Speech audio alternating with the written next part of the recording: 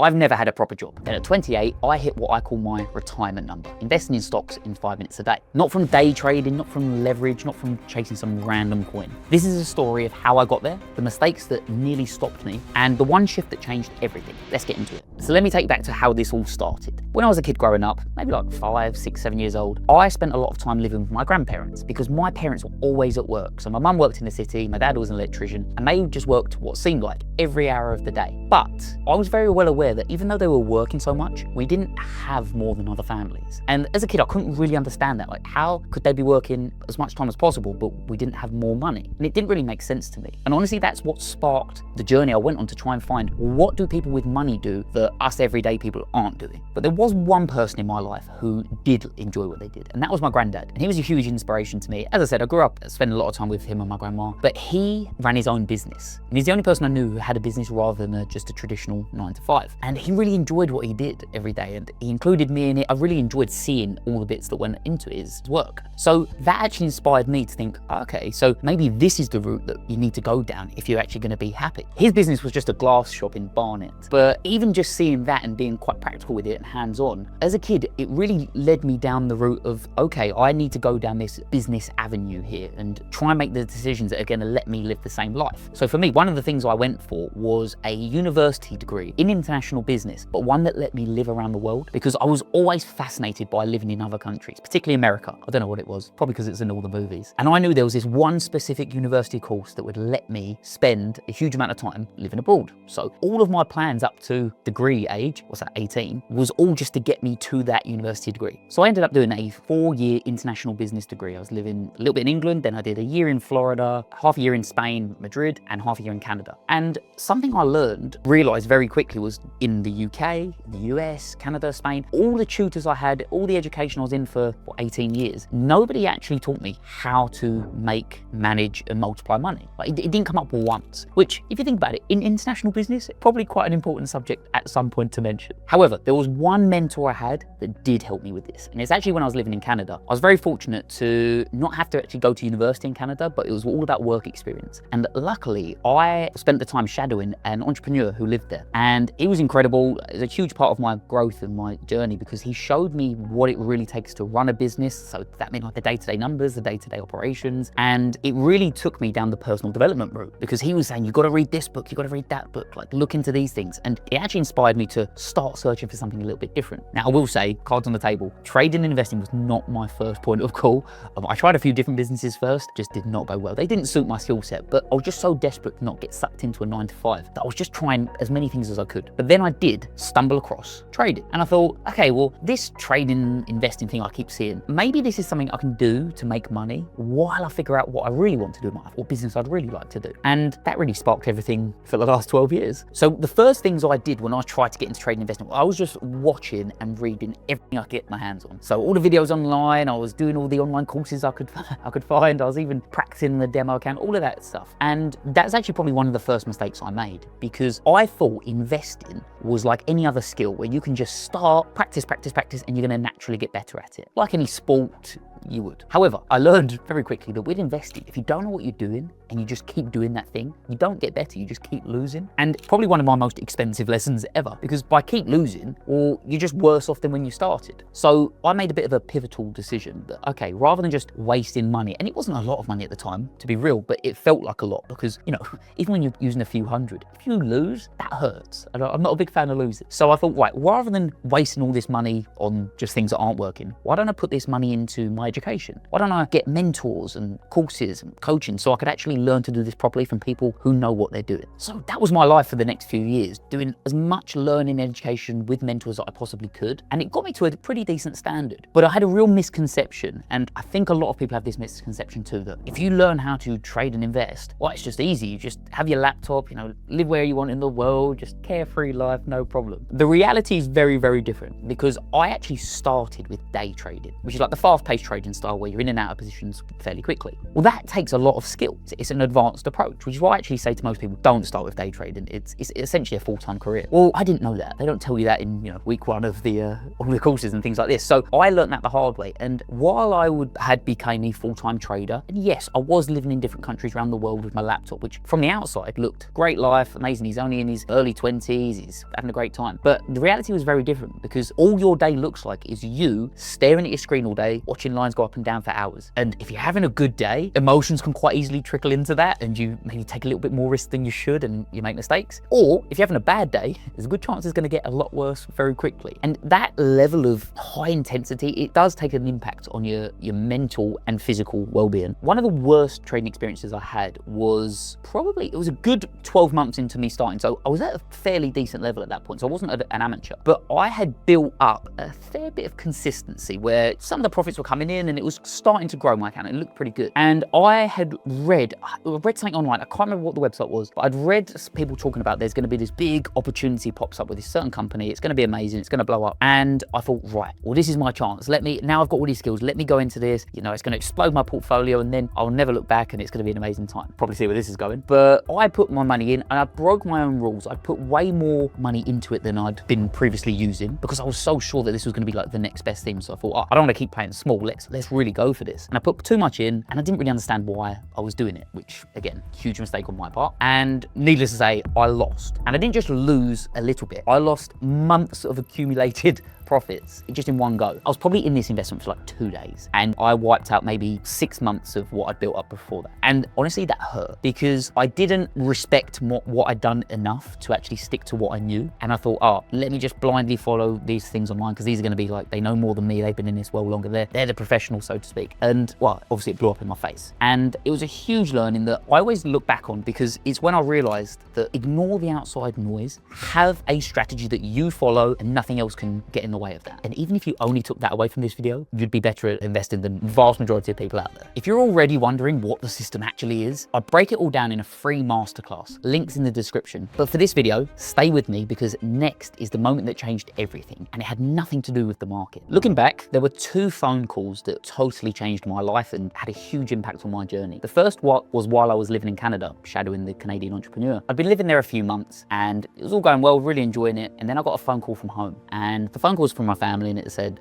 Ben, your granddad's not doing so well. Probably best that you come back, because I don't know how long he's got left. And as I mentioned, my granddad was like my idol, my role model. So it's a big deal for me to hear that. So of course, packed my bags instantly, got on the next flight home, flew back. And I was very, very fortunate to arrive in time to spend his last few days with him, and spend the time in hospital. And he actually passed away in my arms, which one of them things that you look back on, it will always stand out in my memory. Like, it's a huge, huge moment for me, because as I said, he was my idol. So that moment really gave me a bit of a huge kick up the arse that, life's short. If you want to be doing more from it, you want to lead a life you'd really love and your granddad would have been proud of, then you've got to just get started. You have to, you can't wait around, because life happens quickly. So that was a real big driver for me to not only learn how to make money, but actually really go for it and give it my all, give it everything. And that's one of the biggest reasons that I succeeded with it, in my opinion. So following that was when it really kicked off for me. That's when I was spending hours and hours and hours every single day learning exactly what I needed to do to succeed with investing and trading. I was on holidays with the family. I'd be off in my room just sitting there doing the trading stuff. When I was away with my partners at the time's family, I was like missing their dinners and stuff, because I was in my room trying to learn this stuff. And you might think, it's a bit of a sad thing to be doing at such a young age, but it was such a need for me that it seemed like a non-negotiable. And in the years ahead from there, I was doing okay with trading. It was going well. It meant I'd never had to get a proper job, and I was doing it full time, and the money was okay. It was fine. But as I said, I didn't have a lot of freedom. And what that really leads to, and you ask anybody who's in the industry, they'll tell you this, because it's such a high intensity career, when you're not working, that's when people start doing other, let's say, extracurricular things to just make it a little bit more bearable. So for me, I was quite heavily drinking at the time, and nothing too crazy. Wasn't an alcoholic or anything like that, but it was pretty much almost every day that I was having a few drinks and going out a lot and things like this, just to feel like I was doing something with my life other than just staring at a screen. And obviously that's not healthy. And if I look back now, I didn't really realize how toxic that was. And again, it's probably a reason I push people away from doing like the day trading stuff, because it can get quite dark quite quickly. But the thing that snapped me out of that was a few years later, I hadn't heard from my dad in a few weeks. Again, my dad was another big role model of mine, and it's the last male figure I had in my life. life. And I hadn't heard from him in a few weeks, and I was obviously very worried about him. And then suddenly I got a phone call. They said, I'm really sorry to tell you, but we found out that your dad actually passed away a few weeks ago. And as you can imagine, that was crushing at the time, particularly as I had no idea. Like, it was a real shock. And in the months following that, it was my huge, probably the biggest turning point in my life, where I realized, like, I've got to stop messing about and wasting time and just doing this thing because I think it's okay, but really I'm just being really self-destructive. Because the thing that hurt me the most, to be honest, was I realized that my dad and my granddad had supported me all my life and said you're going to achieve such great things, but I realized that by messing about for so long, I'd left it too long, so they would actually never see me succeed, and they'd never actually get to experience that with me. And you know, probably the hardest thing I've ever had to deal with, if I'm honest. So that was actually almost 2 months later was when the Trade Tribe was born, because I realized I have to make a difference here. I have to do something different. I have to make this impact that everybody keeps telling me that I should be doing, and I will do one day. So that was, as I said, probably the biggest turning point for me. And looking back now, as awful it was probably the best thing that's ever happened in my life as well, because it made me who I am today, and it was the birth of everything that I've built. So really the first thing I did was I knew I had to get out of that career. I couldn't keep doing that full-time trading, which was very self-destructive. So I created a strategy that would just get me my life back. So when I was creating this, I used a lot of my learnings, everything I'd learned along the journey, all my experience, a lot of trial and error as well. But it had to be something that didn't take up all of my life anymore. It had to be a small amount of time it needed. It had to be simple enough to do that I actually had some breathing space and some headspace. But also it had to be something that I could do with others as well and share with people. Because when I started investing, I didn't know anybody who did stocks and shares. So everything I did was on my own, and it was quite a lonely way to do it. So that was like a real driver for me too, to create something that I could build a bit of a community around. I had no idea what that was going to look like, of course, but it was a need for me to do that. And that's when I created the VAX strategy, which is the strategy I now teach today in the Trade Tribe that have helped thousands of people do. So before we dive into the technicals of this strategy, that's the big takeaway of this and what the purpose of it is. It's a strategy that gives people more freedom. Yeah, you're going to make money, you're going to create a life you're really proud of, but it's about having the income that gives you time, not takes up loads and loads of your time. So that's why the strategy takes 5 minutes a day. Anybody can implement this and use it to build a better future. So this is what the 5 minutes a day really looks like. Because once you've decided what you want to invest in, you've placed your orders of where you want to buy, really all we're doing each day is just checking the stocks and saying, is it time to buy more yet? Or have they gone up to hit our profit targets yet? So I'll quickly show you my 5 at the moment that I'm looking at. So I've got the first one here, this stock. So I can see my break-evens here. This is where I bought. So if it goes down to this price, I'll be buying more. If it goes up to there, I'd be selling at my profit target. Well, it's nowhere near either of them at the moment, so nothing to do on that one. Same story with this one, getting a bit closer to buying more, but nothing to do today yet on that, which is fine. This one, I'm not in this one just yet. I'm waiting for it to get to this price before I buy some. So very close. It might even happen in the next week or so. Keeping an eye on that. This one, I'm in a bit of profit here, but it hasn't got near my profit target, so I'm not taking any action just yet, but that one's looking very promising. And then this 5th one, really close to buying some more stocks on this, but buying some more shares there, but we're not actually hit the target yet, so nothing to do. So actually, today's 5 minutes was, what was that, probably 60 seconds, if that, but that's how investing should look. So by doing this consistently, this is actually how we hit the big profit returns. Because when you say a big number, people think, oh, you can never make a big percentage profit in it by trying going for it in one go. That's actually true. It'd be really unlikely if you just tried to make a massive profit in one hit, but we don't do that. Instead, of our 5, we're actually looking for quite small profit percentages, kind of like you saw there. Like if I make 10%, 15% on each investment, and it takes a couple of months, and I sell that, well, I've got that profit then, and then I can look for the next opportunity and reinvest that money into the next one. Now, if you're stacking 10% profits, 15%, maybe even a few more throughout the year, that adds up quite considerably. And that's how you hit the big profit target. But nobody wants to be patient like that. They all want to hit the home runs, which is why most people don't succeed. Instead, it's way better to hit steady wins throughout the year, because that will compound into massive growth. Now, I want to be honest with you guys, this didn't happen overnight. That jump from doing the fast-paced trading like I used to creating this strategy, that took a long time. Then using that strategy to get to my retirement number, that took a few years. So this isn't some get rich quick, because unfortunately they don't exist. You know what? I wish they did. That would be amazing. But instead, you've got to stick to something for a number of years and just let it grow. You're going to be spending the years working anyway. Why not have something building on the side that's working for you? The first time I probably realized that this was going to be such a big thing for me in my wealth building was maybe like 6 to 9 months into it, where I was thinking, hang on a minute, I started with this amount, and since then I've actually seen quite considerable growth. Now, it wasn't as sexy as maybe my old trading when I was doing like the big wins and big losses, but in actual fact, the real profit percentage or the real number in my account was way higher than those days. So I thought, thought, I'm onto something here, because these steady wins are really building over time. So the big lesson I want you to take away from this is, if you try and rush things, if you try and do things quick and take a shortcut, you're probably going to end up like I did. Very unhappy with what you're doing, unhappy with the results, and unhappy with your life. Whereas if you can stick to a strategy that works, that's based on fundamental principles of investing, and you can stick to it for a number of years, that's when you'll really succeed and you'll hit your number. So this is a strategy that got me to my retirement number. Now, retirement number isn't one particular number that everybody needs to get to. It's actually a point where your investment portfolio is at a size where the profits you're making each year mean that you don't need to go and do a day job. So obviously everybody's got different expenses, different living qualities. I get that. So you will have your own number that if you get to that, the profits you're making each year will mean that you don't actually have to go and work. Essentially, you could retire. And this is all about not the actual money itself, but it means that it frees up all of that extra time that you would have spent at a job. So I want to make that very clear. This is all about focusing on the extra time it's going to give you, not just the actual income itself. Money's great, but it's what you use the money for that makes a difference. So if you want to get here, you have to go through 3 non-negotiables. So the first non-negotiable is medium-term investing. This is something I am passionate about now. So as I mentioned, when I started my career, I was doing the fast-paced day trading, which honestly is not sustainable. But people think the only alternative then is like park your money for decades and not think about it. I actually think there's somewhere in the middle that suits most people, because with medium-term investing, it means you're in investments for weeks to months at a time. So my average investment at the moment is 2 to 3 months. But the benefit of that to you is it's much lower risk than that fast-paced trading style, because you're not in a rush, right? If you're doing things over a few months, it's much more relaxed. You've got time, you can plan things out. It's way better.